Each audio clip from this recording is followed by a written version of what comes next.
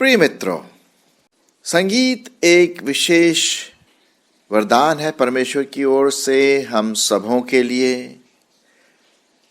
Music is God's gift, और music के द्वारा हम अपने आप को, अपने फीलिंग को, अपने विचारों को प्रकट करते हैं।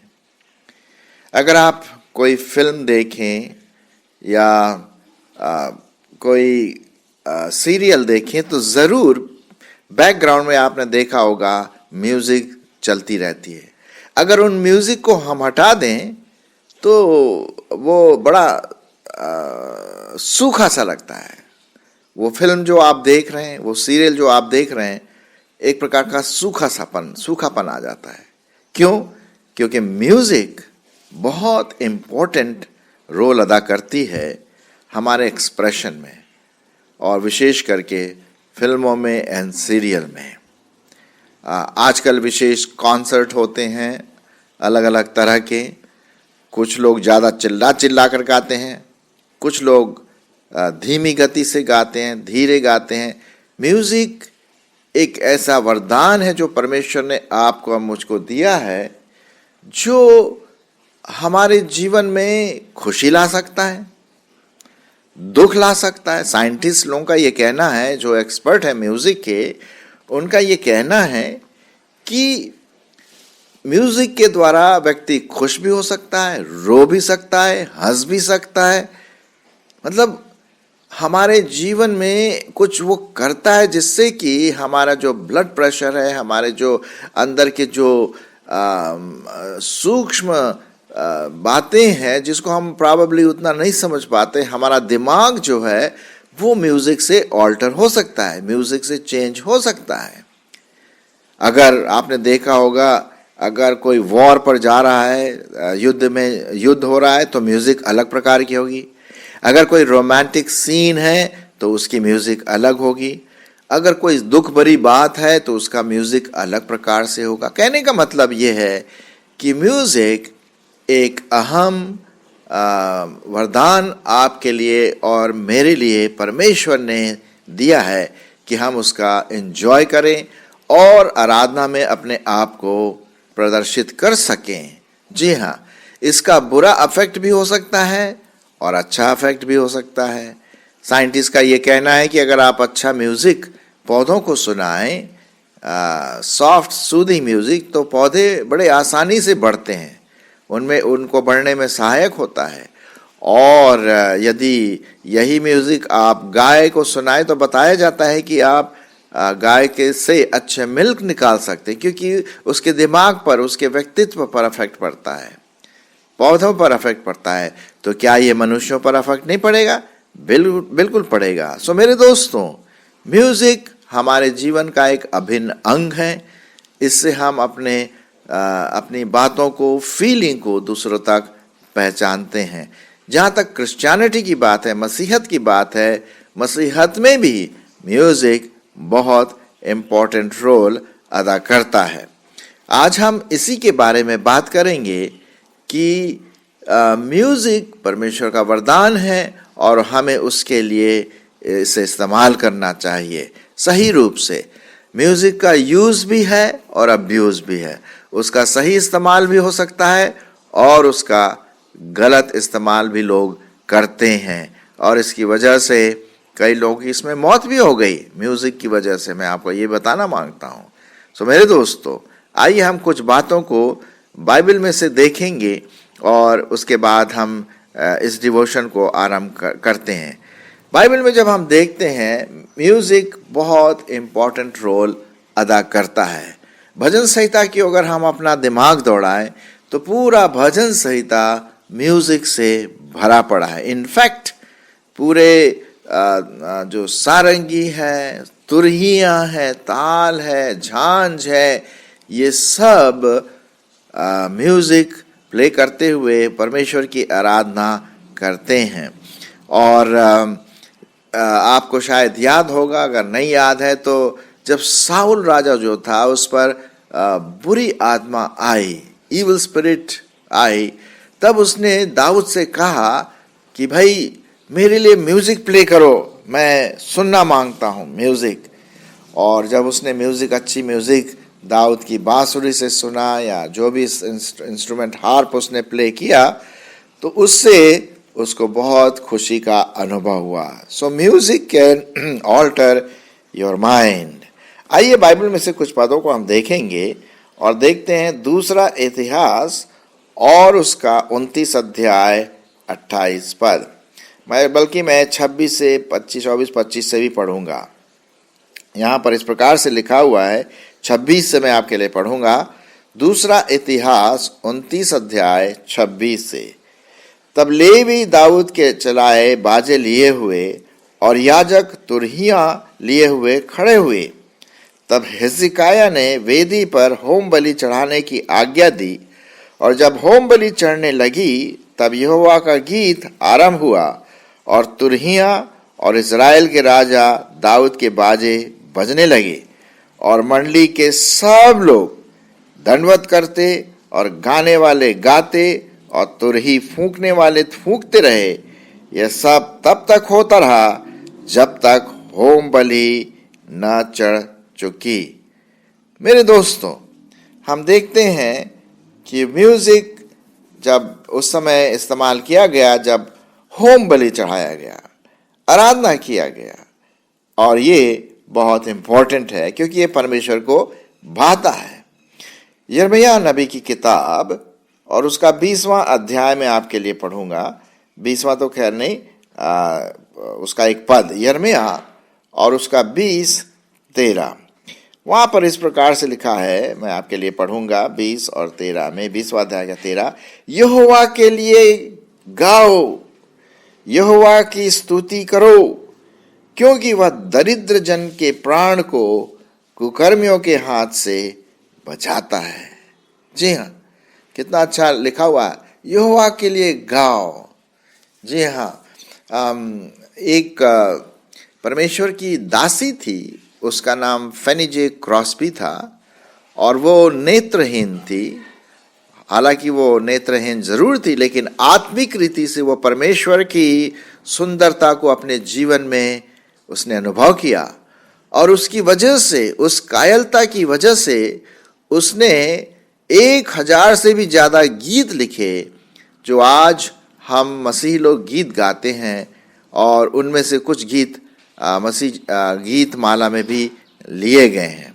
सो मेरे दोस्तों, गीत और संगीत, साज और आवाज़ प्रभु परमेश्वर के आराधना के लिए बहुत महत्व रखता है। इब्रानियों की पत्री उसका 2 अध्याय मैं आपके लिए पढ़ूंगा। इब्रानियों उसका 2 अध्याय और 2-12 पद, 2-12। यहाँ पर इस प्रकार से लिखा हुआ है, पर कहता है कि मैं तेरा नाम अपने भाइयों को सुनाऊंगा और सभा के बीच में तेरा भजन गाऊंगा। तो एक तीसरी बात हम देखते हैं कि एक पवित्र आत्मा से भरे हुए व्यक्ति की निशानी क्या है?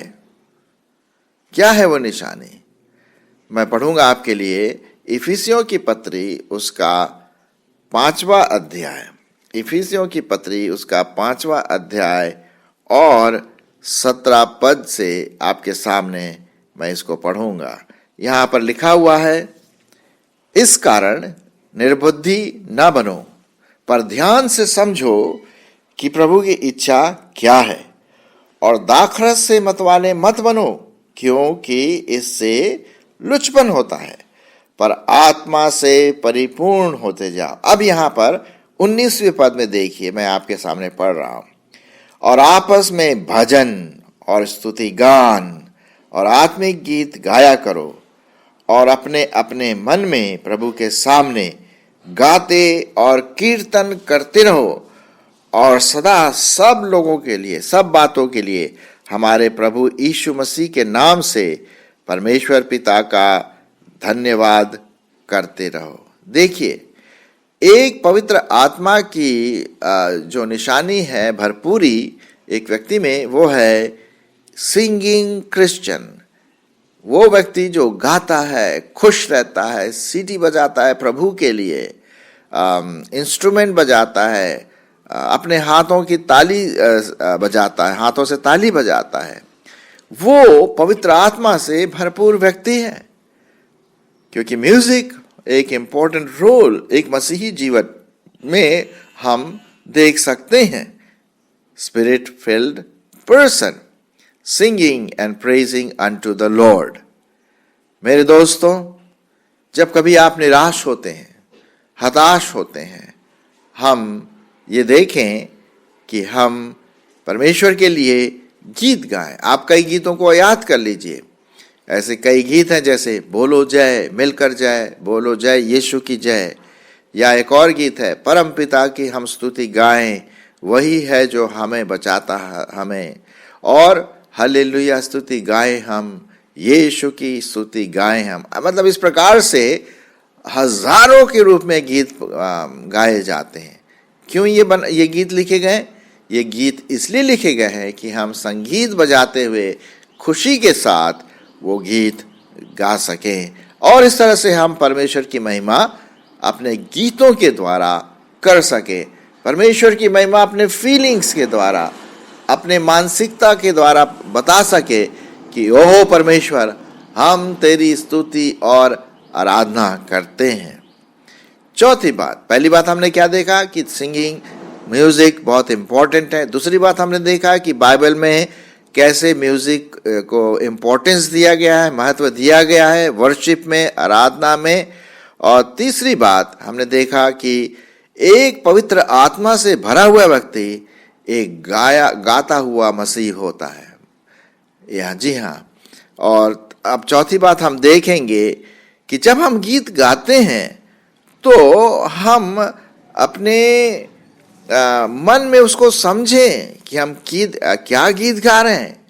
कभी कभी क्या होता है मेरे दोस्तों, हम तो खूब एक्साइटमेंट में गीत गाते हैं क्योंकि शायद बड़े अच्छे शब्द हैं, या हम बहुत अच्छा बजा रहे हैं कोई इंस्ट्रूमेंट, या हम देखते हैं कोई व्यक्ति बहुत अच्छा गिटार बजा रहा है या कैसियो बजा रहा है, तो हम ज़्यादातर उसकी जो टेक्निकलिटी है, जिस प्रकार से वो मैकेनिकल रूप से बजाता है, हम उसको ज़्यादा निहारते हैं, इसके बजाय कि हम परमेश्वर की आराधना करें। हम गीत तो गाते हैं लेकिन उसके मतलब को शायद हम ना समझें, ये भी गलत है। हम में से कई लोग, कभी मेरे साथ भी ऐसा हुआ, मैं गीत तो गा रहा हूँ लेकिन उसके मतलब को मैं नहीं समझ रहा हूँ, और उस मतलब को बिना समझे मैं ऐसे ही गा रहा हूँ मैकेनिकल रूप से। परमेश्वर को ये सब नहीं भाता है। मैं आपके लिए पढ़ूंगा पहला कुरिन्थियों उसका 14 अध्याय, पहला कुरिन्थियों और उसका 14 अध्याय और उसके 15 पद। आप ध्यान से सुने परमेश्वर का वचन क्या कहता है। 15 और 16। सो क्या करना चाहिए? मैं आत्मा से भी प्रार्थना करूंगा और बुद्धि से भी प्रार्थना करूंगा। मैं आत्मा से गाऊंगा और बुद्धि से भी गाऊंगा। नहीं तो तू आत्मा ही से धन्यवाद करेगा तो फिर अज्ञानी तेरे धन्यवाद पर आमीन क्यों कर कहेगा, इसलिए कि वह तो नहीं जानता कि तू क्या कहता है। सो मेरे दोस्तों, जब भी हम गीत गाते हैं तो हम आत्मा के साथ और पूरे समझदारी के साथ भी गाएं, ये भी बहुत ज़रूरी है। अगर हम सिर्फ गाएं, खूब एंजॉय करें क्योंकि गीत शायद बहुत अच्छा है, उसके शब्द, उसके लिरिक्स जो है बहुत अच्छे हैं, और उसी पर हम ध्यान दें, तो हमारा गाना बेकार है। हम परमेश्वर को धोखा दे रहे हैं। हम गीत तो गा रहे हैं लेकिन उसका मतलब नहीं समझ रहे हैं हम क्या गा रहे हैं। आप ऐसा एक काम करिए, नेक्स्ट टाइम आप कोई एक मसीही गीतावली या मसीही गीत गाने की किताब लीजिए और उन शब्दों को ध्यान दीजिए जो आप गाते हैं। अब जैसे बोलो जय, मिलकर जय, बोलो जय यीशु की जय, जी हाँ, बोलो जय, मिलकर जय, बोलो जय यीशु की जय। अब सुनिए कि यीशु की जय, हमारे अंतरात्मा से वो बात निकलना चाहिए कि यीशु मसीह की जय हो। जी हाँ, तो हमें बुद्धि से, समझदारी के साथ, आत्मा में इसको गाना है। अगर हम नहीं गाएंगे तो फिर हम एक तरह से परमेश्वर का मजाक उड़ा रहे हैं। हमारे क्योंकि उस पर ध्यान नहीं है। लिखा हुआ, मैं आत्मा में भी प्रार्थना करूंगा, आत्मा से भी गाऊंगा, आत्मा से भी प्रार्थना करूंगा, आत्मा से गाऊंगा, बुद्धि से भी गाऊंगा। दोनों बहुत इंपॉर्टेंट हैं। भजन संहिता उसका 47 अध्याय और 7 पद में इस प्रकार से लिखा हुआ है, क्योंकि परमेश्वर सारी पृथ्वी का क्या है? महाराजा है। परमेश्वर सारी पृथ्वी का महाराजा है। सो समझ बूझकर बुद्धि से भजन गाओ। ये लिखा हुआ है परमेश्वर के वचन में। अगर हम समझ बूझ के साथ परमेश्वर का गीत और आराधना नहीं करते हैं तो फिर हम एक तरह से मजाक उड़ा रहे हैं, उन चीजों को हल्के में लेते हैं। और परमेश्वर का वचन इसके बारे में बिल्कुल साफ कहता है कि जब भी हम गाएं तो आत्मा में गाएं और बुद्धि से गाएं। भजन संहिता 108 और उसका पहला पद में लिखा हुआ है, हे परमेश्वर, मेरा हृदय स्थिर है, मैं गाऊंगा, मैं अपनी आत्मा से भी भजन गाऊंगा। हे सारंगी और वीणा जागो, मैं आप पाँव फटते जाग उठूंगा। देखिए, हमें परमेश्वर का भजन, परमेश्वर की स्तुति आत्मा में और बुद्धि से, दोनों से गाना है। दोस्तों, आशा है कि आप इस बात को समझ रहे हैं कि कितना महत्वपूर्ण बात है जब हम परमेश्वर की आराधना करते हैं। भजन संहिता उसका 57 अध्याय 57 चैप्टर 57 और उसके 7वें पद में इस प्रकार से लिखा हुआ है कि हे परमेश्वर, मेरा मन स्थिर है, मेरा मन स्थिर है, मैं गाऊंगा वरन भजन कीर्तन करूंगा। हे मेरी आत्मा जाग उठ, हे सारंगी और वीणा और जाग जाओ, मैं पाँव फटते ही जाग उठ करके तेरा धन्यवाद करूंगा, तेरा भजन करूंगा। सो मेरे मित्रों, हम देखते हैं म्यूजिक जो है बहुत इंपॉर्टेंट रोल अदा करता है। और इसीलिए कभी कभी क्या है कि हम एक रूटीन से परमेश्वर का आराधना करते हैं बिना उसका मतलब समझे हुए। जैसे कि परमेश्वर को ये सब बहुत नहीं भाता। मैं आपके लिए पढ़ूंगा आमोस की किताब, मैं पढ़ूंगा आपके लिए आमोस की किताब और उसका 5वां अध्याय और 21 पद से। यहाँ पर इस प्रकार से लिखा हुआ है, मैं तुम्हारे परमों से बैर रखता हूँ और उन्हें निकम्मा जानता हूँ और तुम्हारी महासभाओं से प्रसन्न नहीं हूँ। चाहे तुम मेरे लिए होम बलि, अन्न बलि चढ़ाओ तो भी मैं प्रसन्न न होऊंगा। तुम्हारे पाले हुए पशुओं के मेल बलियों की ओर न ताकूंगा। अपने गीतों का कोलाहल मुझसे दूर करो। तुम्हारी सारंगियों का सुर मैं नहीं सुनूंगा। कितना भयंकर रूप से लिखा हुआ है। वो इसलिए लिखा है मेरे दोस्तों कि कभी कभी हम पाप में जीवन में रहते हैं, गीत गाते हैं और उसके मतलब को, उसकी बातों को हम नहीं समझ पाते हैं। अगर मैं पवित्रता में होकर के गीत ना गाऊं तो मेरा गाना व्यर्थ है। जी हाँ, इसलिए बहुत जरूरी है दोस्तों कि जब भी हम गीत गाएं, भजन गाएं, अपने इंस्ट्रूमेंट बजाएं, चाहे वो गिटार हो, तबला हो, हारमोनियम हो, कैसियो हो, हम परमेश्वर की आत्मा में होकर के बजाएं। आर्टिफिशियलिटी ये दिखाने के लिए, देखो मैं कितना अच्छा गिटार बजाता हूँ, कितना अच्छा गाता हूँ। आजकल प्रोफेशनल गायक हो गए हैं मसीह जीवन में। जी हाँ, मैं मसीह जीवन की बात कर रहा हूँ। बहुत अच्छा प्रोफेशनल गायक है।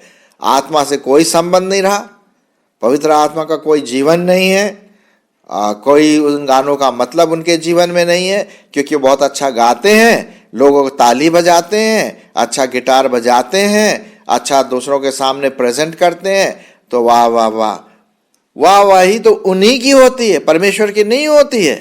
और इसीलिए परमेश्वर कहता है कि भैया अपने गानों को दूर रखो मेरे से। ये फालतू का जो गीत वीत लगा रहे हो तुम लोग, ये दिखावा है। अपने मन को बदलो, अपने विचारों को बदलो, अपने हाथों को पवित्र करो, आत्मा में गीत गाओ, तब जा करके परमेश्वर आपकी और हमारी उन आराधनाओं को सुनता है। एक छोटी सी कहानी बताया जाता है कि एक समय एक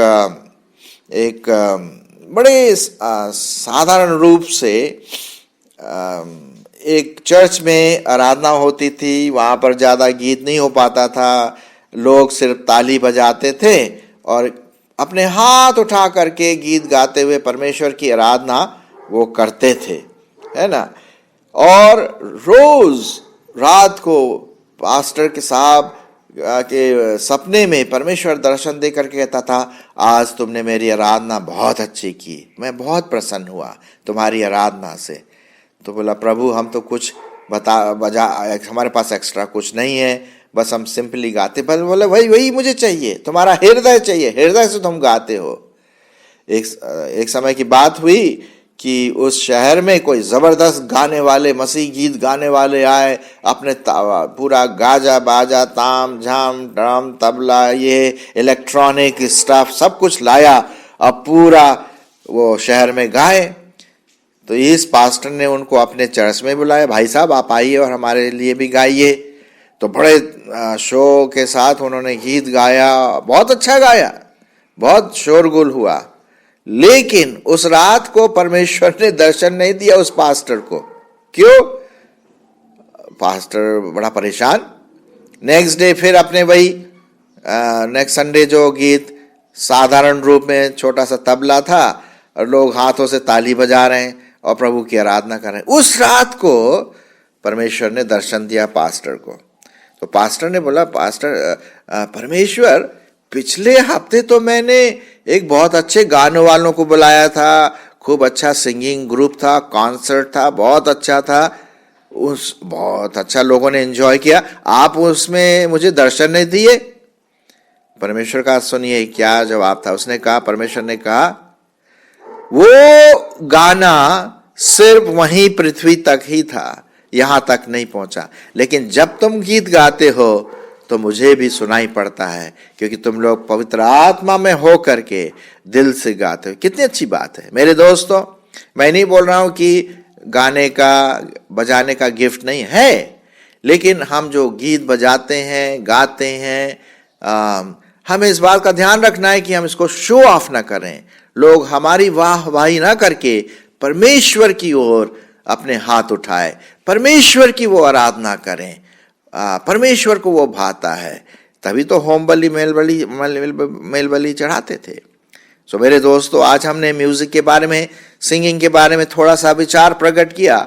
नेक्स्ट टाइम जब आप गाएं तो याद रखें, जो भी गीत गाएं समझदारी के साथ गाएं, बुद्धि के साथ गाएं, आत्मा में गाएं। प्रकाशित वाक्य जो हमारे बाइबल का आखिरी किताब है, उसमें एक बहुत अच्छी चीज लिखी। वहां पर स्वर्ग में मालूम क्वायर होंगे, हेवनली क्वायर, स्वर्ग के क्वायर होंगे। प्रकाशित वाक्य उसका 15 और 3 यहां पर इस प्रकार से लिखा हुआ है, और वे परमेश्वर के दास मूसा का गीत और मेमने का गीत गा गा कर कहते थे कि हे सर्वशक्तिमान प्रभु परमेश्वर, तेरे कार्य बड़े और अद्भुत है, हे युग युग के राजा, तेरी चाल ठीक और सच्ची है। परमेश्वर में, परमेश्वर के जो स्वर्ग है वहाँ बड़ा क्वायर है, हम लोग गाएंगे, और वो गाना तो बिल्कुल अलग ही प्रकार का होगा, जो हम सब जो विश्वासी हैं परमेश्वर के साथ मिल करके उसकी आराधना करेंगे। सो दोस्तों, आर्टिफिशियलिटी गानों को बंद करिए, लेकिन सही रूप से परमेश्वर की आत्मा में हम अपने आप को अपने हाथ उठा करके परमेश्वर की आराधना करने वाले बन सके। परमेश्वर आपकी अगुवाई करे।